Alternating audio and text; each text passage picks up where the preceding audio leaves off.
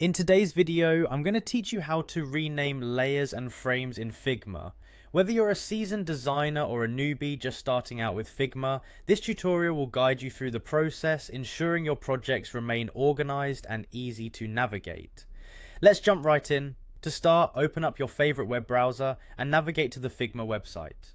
If Figma is new to you, it's an intuitive, collaborative interface design tool that's highly popular among designers for its simplicity and powerful features.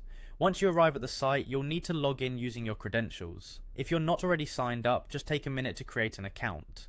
After you've logged in, you'll be directed to Figma's homepage. This is where your designing journey begins. To proceed, click on the Design button. This will take you into your workspace where you can manage your various design files and see all the work you've done so far. Here you'll have a list of all your recent projects and shared files, giving you easy access to start working or making changes. Now you'll need to decide which layer or frame you wish to rename. If you're trying to declutter and organize, you'll want to focus on items that might have ambiguous or generic names.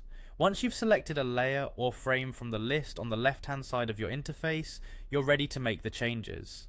The next step is straightforward. Double-click on the current name of the layer or frame you've chosen. This action is crucial, as it activates the renaming function, allowing you to edit the name directly.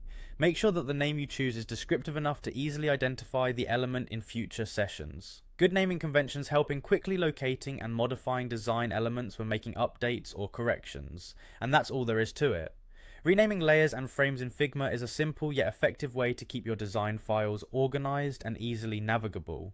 Having a systematic approach to naming not only aids in improving your workflow, but also enhances collaboration within your team. This will allow others to understand your designs effortlessly without playing the guessing game on what each layer or frame represents. Thanks for watching this tutorial, and I hope you found it helpful. Remember to stay organized and keep practicing in Figma to become even more proficient in your design projects. If you have any questions or need further clarification, feel free to leave a comment. See you in the next video.